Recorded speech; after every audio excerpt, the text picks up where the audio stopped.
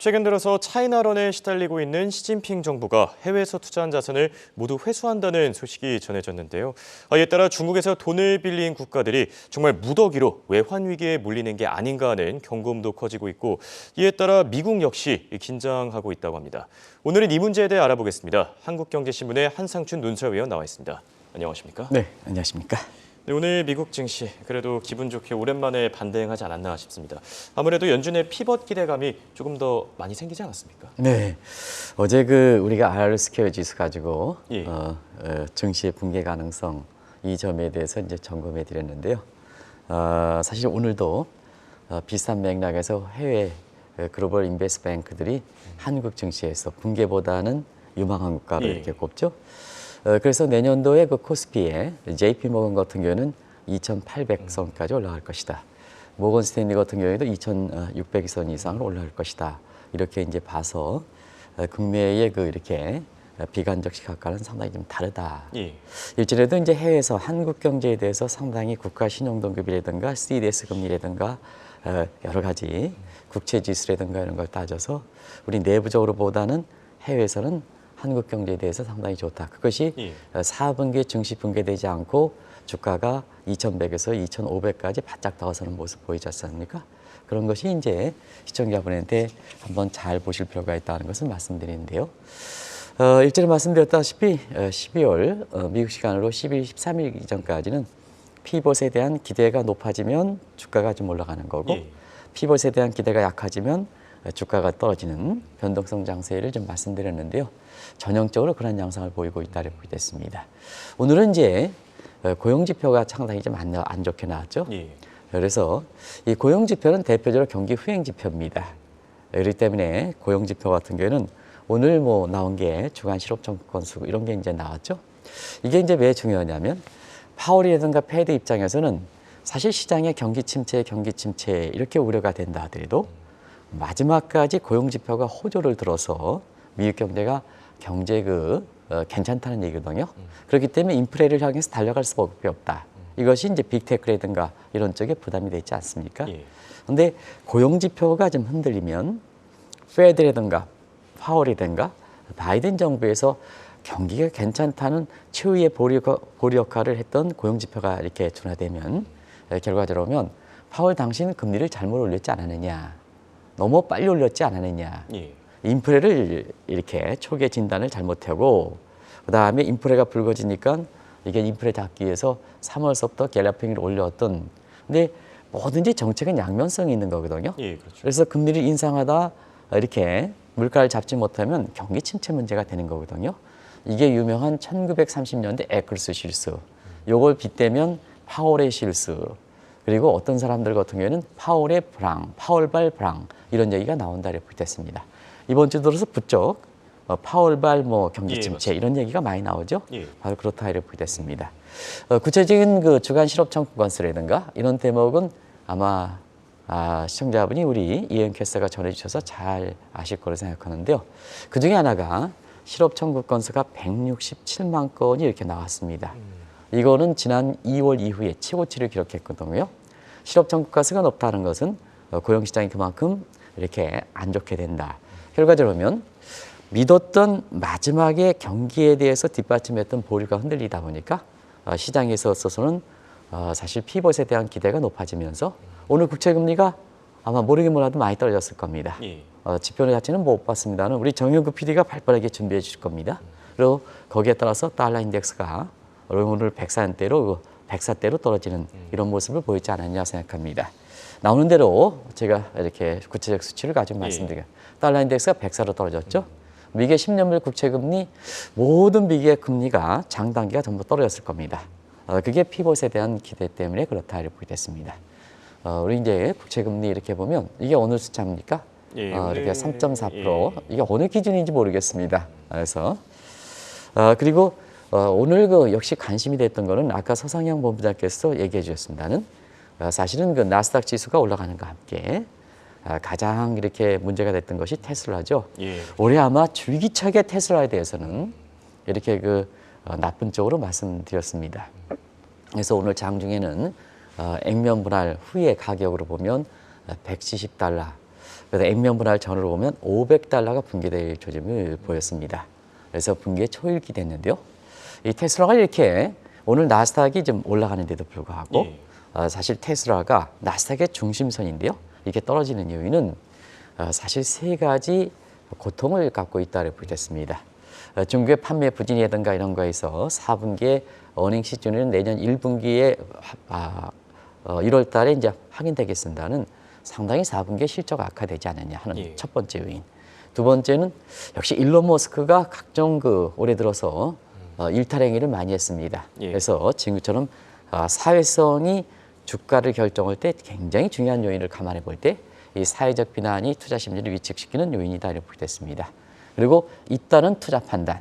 이 대표적으로 보면 트위터에 대한 소랑설레 였었죠. 이 트위터에 대한 잇따른 투자 판단에서 정전과 같이 인사이턴 점이 많이 떨어지지 않았냐 하는 이 점이 바로 테슬라가 갖고 있는 삼중고다 이렇게 됐습니다. 그 중에 하나가 우리가 중간선거 때 트위터를 버린다 했다가 다시 찾아가지고 트위터가 규제가 안 되다 보니까 공화당을 전폭적으로 지지했죠. 그런 과정에서 그때 당시에 태크래시, FTC 문제, 태크래시 문제도 오늘 좀 이렇게 말씀했습니다는 반독점 규제 문제가 세게 접할 것이다 하는 측면에서 중간 선거에서 가뜩이나 궁지에 몰리고 있는 바이든 정부의 트위터를 대놓고 공화당을 지지했던 이 일론 머스크가 나중에 후보풍이 되는 것이 아니냐 하는 것을 방송에 진단이 되는데요. 바로 그런 부분이 바이든 정부의 후보풍까지 우려가 돼서 오늘 테슬라가 이렇게 나스닥 지수가 올랐는데도 떨어졌다 이렇게 됐습니다. 그런 과정에서 사실 트위터라든가 일론 머스크라든가 이런 테슬라 관련된 국내에서 투자하는 행위 이런 문제는 신중을 기할 필요가 있다는 걸 다시 한번 좀 말씀드리겠습니다. 미국 증시 상황 점검을 해봤고요. 오늘은 시청자들이 궁금해하는 부분 한번 체크해 보겠습니다. 최근 들어서 중국 쪽 상황에 대해서 궁금한 분들이 참 많은 것 같은데 시위대로 이 퇴진 압력을 받았던 이 시진핑 정부 최근 들어서 코로나 정책을 좀 완화하고 있는데 그럼에도 불구하고 신용 경색은 왜 더 심해지고 있는 겁니까? 네, 각자 의견이 있을 수가 있어서 경우에 따라서 시청자분이 바로 직전에 서상영 본부장이랑 제가 얘기하는 게 틀릴 수가 있습니다. 다른대로 다양한 얘기 때문에 그런 측면에서 지금 시청자분이 궁금한 점을 풀어드리는 겁니다. 이 코로나의 위드 코로나 경제 봉쇄 완화했는데 주가는 그렇게 생각만큼 올라가지 않고 있습니다. 주가에 대해서 경제 봉쇄 조치 완화되면 그동안 이제 주가가 많이 억눌려 있지 않습니까? 그런 과정에서 위드 코로나 경제 봉쇄 조치 오면 오늘도 중국이 유망한 거다 선정될 만큼 주가가 좀 많이 올라야 되는데요. 지금 주가가 올라가지 못하고 있거든요. 왜 그럴까 하는 측면에서는 사실 신용 경색 문제 때문에 그렇습니다. 우리가 경제에서 보면은 실물 경제가 있고 그다음에 금융 사이드가 있는데요.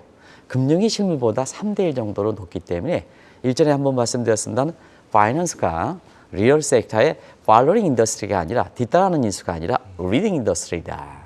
그러면 중국 경제는 위드 코로나에 대해서 그런 기대가 있겠지만 금융 사이드가 주도 역할을 하는 점에서는 금융 사이드가 이렇게 신용 경색 문제가 풀지 않을 때는 위드 코너가 된 데도 불구하고 시청자분이 기대와 달리 주가는 그렇게 많이 올라가지 않는다 하는 것을 말씀드리겠습니다. 그래서 이 문제가 풀리느냐가 관건이다 이렇게 보시면 되겠습니다. 근데 문제는 시진핑이 퇴진 압력을 받는데도 불구하고 중국의 신용 경색을 나타내는 통화 승수라든가 그다음에 통화 유통석들이라든가 그다음에 퇴장률, 호딩 레이쇼 같은 거라든가 크레딧 신용 갭 레이쇼라든가 이런 쪽에 각종 신용 경색을 나타내는 지표가 오히려 지금 높아지는 다시 말하면 신용 경색이 더 심화되는 이런 양상을 보이고 있거든요. 그런 각도에서 보면 지금 부동산 업체를 중심으로 해서 이러한 부도 석출 문제가 지금 계속해서 진행되는 과정에서 이것이 은행이라든가 지방은행이라든가 이런 측면이 연결되는 가능성이 지금 계속되고 있고요. 또 한 가지는 뭐냐? 올해 4분기 성장률도 위드 코로나 왜 빨리 풀렸느냐? 풀린 배경을 얘기해야 되거든요. 그런 상태에서는 중국이 4분기 성장률이 금융 경색 문제 때문에 마이너스 되다 보니까 결과적으로 영수체제가 됐던 시진핑이 궁지에 몰리다 보니까 위드 코로나로 시대 요구를 들어줬던 얘기거든요.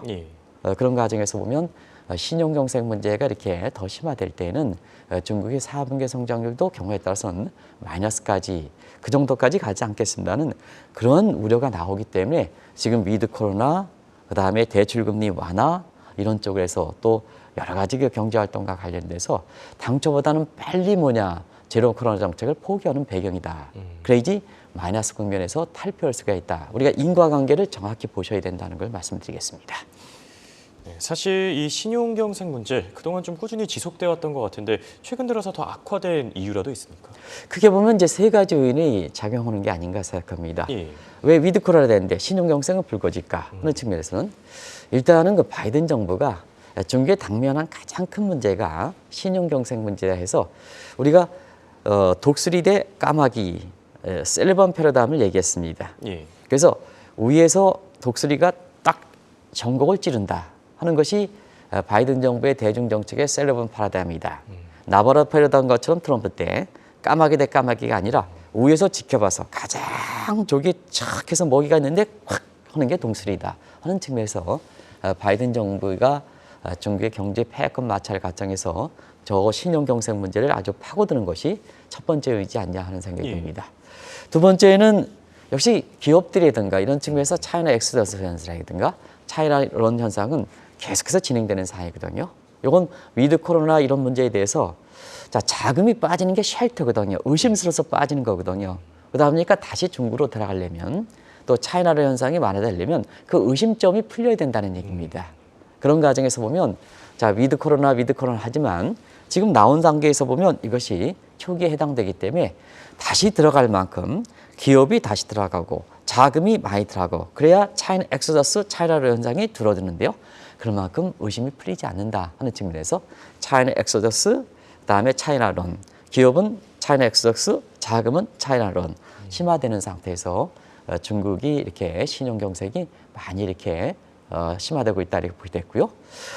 세 번째는 자 영수체제, 그레이트 엠프라 체제에서 후진타오가 끌려난 상태에서 중국 관시라든가 이런 게 무너지는 상황에서 자 반시진핑 세력들이 당신 한번 해봐라. 돈을 움켜쥔다는 얘기입니다. 돈을 많이 갖고 있는 사람이 누굽니까? 결국 고도 성장 과정에서 1978년부터 성장을 이끌었던 시진핑 입장에서는 반 시진핑 세력에 해당되는 이런 사람이죠. 이런 사람이 자 돈을 움켜쥔다는 얘기입니다. 돈을 움켜쥔다. 그런 측면이니까 시장의 금융시장에서는 사실상 신용경색이 심해진다. 요 세 가지 요인이 위드 코로나, 중국 경기 회복, 주가 상승 이런 거 안에서 시청자분이 문의해 준 대로 위드 코로나인데도 불구하고 중국 주가가 안 올라가는 그 배경이 되고 있다. 핵심적인 문제는 금융적인 측면에서 신용경색이 더 심화되니까 기대와 달리 주가가 올라가지 않는 거다. 이렇게 말씀드리겠습니다. 사실 이 문제는 시진핑 정부도 상당히 당황스러울 것 같습니다. 자, 이 문제를 해결하기 위해서 이 극단의 어떤 대책으로 지금 해외에 투자한 자산을 모두 다 회수하겠다 이런 평가들도 나오고 있지 않습니까? 네, 신용경색을 풀기 위해서는 사실 트럼프 정부 때서부터 트럼프 정부 때 중국의 신용경색 문제는 계속해서 제기됐던 상황이거든요. 근데 사실 지금 바이든 정부 들어서 경제 패권 마찰이 트럼프보다 더 심화되니까 이러한 앞서 말씀드린 같이 바이든 정부의 신용경색 문제에 더 전곡을 찌르는 현상이 나오는데요. 이걸 이제 받아들이기 위해서 중국의 인민이라든가 이런 데에는 이번에 위드 코로나 이전서부터도 사실 중국 내부적으로 보면 자 시청자 여러분 미국이 올해 3월서부터 금리를 계속해서 올렸는데요. 중국은 금리를 내렸다 이런 얘기뿐이 안 들렸지 않습니까? 그래서 중국 내부적으로 신용경색을 풀기 위해서 금융 완화 조치가 한계를 받고 있는 상황이거든요. 그러다 보니까 어떻게 했습니까? 중국 내부적으로 신용경색을 풀지 못하다 보니까 밖에 있는 자산을 회수해야죠. 그런 쪽이 되죠. 그래서 그 부분적인 사항을 정리해서 말씀드리겠습니다. 밖에 있는 자산들을 회수하겠다 하는 측면이 미국의 국채를 매각하는 거죠. 이건 나중에 좀 더 자세히 말씀드리겠습니다. 그러니 돈이 들어올 수가 있죠. 그런 측면이고 두 번째는 뉴욕이라든가 해서 이 고급 주택의 이렇게 지금 가격 하락폭이 이렇게 미국도 굉장히 심상치 않은데요. 미국의 고급 주택들의 소유자가 대부분 다 중국 사람들이 많았거든요. 그럼 매각해라 하는 측면에서 돈이 들어온다 하는 측면. 그리고 해외 나갈 때 금과 달러 이런 측면에서 해외 나갈 때 이것을 사용하는 것을 제한하는 조치 이런 것이 이제 결부되어 있는데요.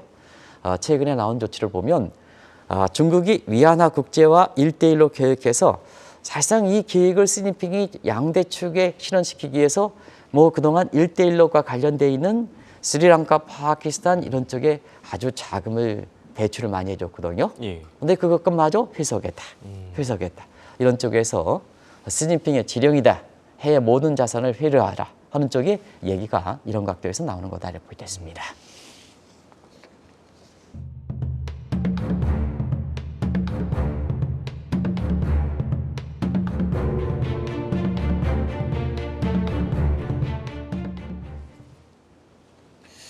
자, 앞서 이 중국이 미국의 국채를 매각한다 이런 얘기를 전해주셨는데 그 규모로만 보면은 지금 미국 시장에도 상당한 영향을 끼치고 네, 있습니다. 미국 시장에도 많이 영향을 주어서 미국의 국채 시장도 돈을 쫙쫙 마른다 하는 그런 표현을 한번 이렇게 방송을 예. 해드린 적이 있는데요. 구성하기 좀 더 어렵게 되는 것 같습니다. 그걸 좀 잠시 말씀드리면 최근 들어서 중국이 미국의 국채 매각 속도를 이렇게 빠르게 하고 있는데요. 예. 그 과정은 뭐 시청자 여러분 어제 오늘 일이 아닙니다. 한때 미국의 중국의 국채 보유이 1조 3천억 달러가 넘었거든요. 근데 세계 최대가 됐는데요. 지금은 뭐냐? 일본한테 이리자를 넘겨줬습니다. 예. 근데 일본도 미국의 국채를 매각하거든요. 근데 일본의 국채를 매각하는데 중국이 이리자를 내렸다는 것은 중국이 미국의 국채 매각을 더 속도가 빨랐다는 얘기입니다. 그래서 1조 달러가 붕괴된 게 올해 2월 달이었었는데요. 이것이 그때 당시에 9,678억. 이게 이제 마지막 통계가 요겁니다. 예. 오늘 방송을 위해서 지난번에 반복되지 않게 해서 최근 통계를 좀 보려고 했었는데요. 찾지를 못했습니다. 제가 능력이 부족해서 9,678억 마지막 통계입니다. 예. 그래서 올해 2월 달에 9,611조 달러가 무너졌거든요. 그래서 중국이 더 빨리 매각하니까 일본도 매각하는 상태에서 이리자리를 국제 매각 속도가 느린 일본에 내준 거다 하는 걸 말씀드리겠습니다. 자, 그래서 이 부분을 5천억 달러까지 줄인다. 그러면 시청자를 한번 보겠습니다. 많을 때 1조 3천억 달러입니다. 근데 중장기적으로 이게 실현된다 하면 5천억 달러다. 3분의 1 토막으로 줄여주는 예, 거죠. 그렇죠. 3분의 1 토막보다 조금 이렇게 됩니다는. 이렇게 빠른 속도로 하다 보니까 자, 미국의 국채 시장은 지금 일본도 지금 매각하는 상태거든요. 일본도 여의치 않기 때문에 그런 상태에서 미국도 미국의 국채 시장의 마켓 뎁스라는 시장 심도 지수 가지고 이렇게 말씀드렸었는데요. 자, 지난달 이후에 2억 달러 선이 붕괴됐습니다. 한때 이게 많을 때는 10억 달러 정도 유동성이 돌아갔던 때입니다. 그러다 보니까 여기에 5분의 1 토막으로 미국의 국채 시장도 유동성이 말라버리는 이런 사태가 되는 거죠. 그러다 보니까 뭐냐? 야, 미국의 국채 시장도 이렇게 말라버리고 유동성을 공급하는 바이백도 하원에 차지하고 있는 공화당이 반대를 하다 보니까 페드 입장에서는 어떻게 하겠습니까? 인플레를 잡기 위해서 금리만 계속해서 올리겠습니까? QT 계속해서 하겠습니까? 저 국채 시장이 말라버리는데. 그래서 페드의 피벗 얘기가 또 여기서 나오는 겁니다. 그래서 인플레를 잡기 위해서 금리를 올리지 말아라. 금리 더 올리면 민간 사이드에서는 금리 더 올려 내가 지금 당장 예금 가입하는 것보다 자 지금 앞으로 더 올라가 그러면 현금을 갖게 움켜쥐게 되죠. 저도 이제 최근에 이렇게 저는 뭐 주식자는 안 합니다. 방송에 예. 해서 근데 우리가 뭐 이렇게 하다 보니까 예금은 합니다. 근데 사실 3개월 전에 예금을 했는데 예금 금리가 2%도 안 되더라고요. 근데 최근에 이렇게 레고랜드 사건에서 1년짜리 한 아주 특별한 기간을 설정해서 6%까지 주더라고요. 그다음이니까 어떻습니까? 1%짜리 있잖아요. 2%짜리 중간에 만기 해약해서 다시 6%짜리 대가표는 이런 거 이제 저도 했습니다. 예. 어쩔 수 없이 저도 살아가야 되니까요. 그런 측면에서 이렇게 했는데요. 바로 그와 같은 현상이 지금 그런 과정에서 돈이 은행 통해서 나와야 되는데요. 앞으로 금리가 더 올라가? 자, 인플레만 잡기 위해서 페드가 계속해서 금리를 올려? 그러면 더 움켜되죠. 더 움켜되죠. 왜냐? 6% 올라갈 때, 미국 3, 4% 올라갈 때 가입해야 되니까 시중에 돈은 안 나오는 거죠. 움켜지는 거죠. 그러다 보니까 미국도 이렇게 마켓 뎁스 지수가 굉장히 아주 떨어지는 이런 배경이 되고 있다 이렇게 볼 수 있습니다. 네, 앞서 스리랑카랑 파키스탄 같은 국가들도 언급하셨습니다. 지금 1대1로 참여국에 대출한 것을 만약에 시진핑 정부가 조기에 회수한다고 하면은 이들 국가들은 외환 위기에 몰리지 않겠습니까? 네, 시진핑이 이런 측면에서 이 대목에서 보면 1대1로 계획을 1대1로 계획에 대출해 준 거죠. 예. 중국은 투자를 안 합니다. 대출해 줬던 것을 회수한다. 예. 그러니까 중국이라는 나라는 자기의 야망, 시진핑이라는 사람은 자기의 야망을 하는 사람들한테 자기의 이렇게 아부르는 사람들은 아주 그냥 해줍니다. 그런데 자기의 반대하는 사람은 철저히 멀어집니다. 아마 국내에서도 이렇게 그런 CEO들이 굉장히 많은 걸 이렇게 알고 있는데요. 근데 뭐든지 자기의 아주 건전하게 비판하는 사람들을 아주 옹호를 해줘야 됩니다. 그래야지 조직이 건전한 겁니다. 예. 조직이 이렇게 커질수록 자기 힘이 커질수록 그런 사람을 수용을 하고 국민들의 많은 얘기, 내심이 커질수록 국민들의 많은 얘기를 들어줘야 국가가 건전하고 결과적으로 자기 자신의 위상이 증가하거든요. 근데 조직이 커지고 그러면 오너라든가 이런 데서 자기의 아주 세력만, 자기 아청꾼들만 하면 조직이 무너진다. 똑같은 현상이다 이렇게 볼 때 있습니다. 그런 과정에서 보면 자, 지금 상태에서 중국이 어렵다 보니까 그동안 야망을 하기 위해서 대출했던 걸 회수하게 되는 거거든요. 자, 그러면 신흥국들은 어떠냐? 올해 미국의 금리가 인상하고 달러 강세되는 과정에서 캐리 자금 트레이에서 자금이 이탈됐죠. 예. 그 다음에 서프라임 몰 당시에 10년 이상 됐던 이런 거에 지금 만기가 몰려오죠. 매년 4천억 이상. 이런 시각에서 자, 시진핑마저 1대1로 계획에 투자했던 대출 부분을 회수하다 보니까 결과적으로면 자, 신흥국들은 3대의 신용경색 문제가 불거지고 그때 이게 신용경색 문제는 신흥국들은 자국 통화 문제가 아니라 달러 문제거든요. 그러다 보니까 외환위기의 얘기가 나온다 이렇게 됐습니다. 그런 상태에서 지금 신흥국들은 90개국이 위기 발생 여부와 관계없이 사실상 위기로부터 자유롭지 못하다 하는 것을 예. 말씀을 드리고요. 그러다 보니까 앞으로 구제금융이 러시아가 이루지 않겠느냐. 그래서 IMF에서도 국가와 같은 어떤 아주 구체적인 실체가 있지 않은데도 불구하고 자체 신용에 의한 사실 IMF의 그 차유권을 발휘할 정도로 굉장히 IMF조차도 신용경색 문제 이런 문제가 지금 불거지고 있다 이렇게 볼 수 있습니다. 네, 말씀하신 대로 중국이 지금 신용경색을 풀기 위해 정말 백방으로 노력을 하고 있는데 좀처럼 풀리지 않는 특별한 요인이라도 있습니까? 네, 사실 그렇습니다. 그렇기 때문에 이 특단의 조치들이 또 하나 나오는 거거든요. 예. 그게 바로 지난번 말씀드렸던 화폐개혁 문제다 이렇게 보시면 되겠습니다. 차라리 그냥 화폐를 개혁해보면 기득권 문제에 대해서 돈을 움켜쥐는 현상에 대해서 풀고 예. 인도와 마찬가지로 사실 자금의 신용경색 문제가 풀리면서 모디노미스 것처럼 성공할 때는 사실 그 중국이 경제가 재부상되면서 결과적으로 시진핑 영수 체제가 이렇게 안정을 찾지 않겠느냐 하는 측면에 일전에 말씀드렸던 화폐 개혁 문제를 얘기했던 거거든요. 지금 이것도 저것도 안 된다. 예를 들어서 중국 내부적으로도 보면 안 된다. 이렇게 한다. 이렇게 하면 결과적으로 특단의 조치가 나올 수밖에 없는 거거든요. 예. 그런 과정에서 시청자분이 의문하는 사항은 왜 이렇게 그동안 신용경색을 위해서 풀데도 불구하고 왜 이렇게 이것이 정리가 되지 않았을까 하면 뭐든지 그 신용경색이 나오면 위기사항이 나오면 근본적 문제를 치유해야 된다는 얘기입니다. 우리가 뭐냐면 사실 사람이 어떻게 아프면 그 근본적 문제를 치유해야 나중에 리지런스 이렇게 회복이 되는 거거든요. 예. 근데 급한 마어제 근본적 문제를 치유하지 않고 마약을 계속해서 줄 때는 결과적으로 더 오래 그 병이 된다. 이런 차원을 보시면 되겠습니다. 자, 그런 측면에서 중국이 이렇게 신용경색이 왜 이렇게 될까 하는 측면은 중국은 지금 성장 경도를 바꾸고 있죠. 엑센시브, 외연적 성장 경도에서 양띠기에서 그다음에 지금은 인텐시브, 효율적으로 바뀌고 있죠.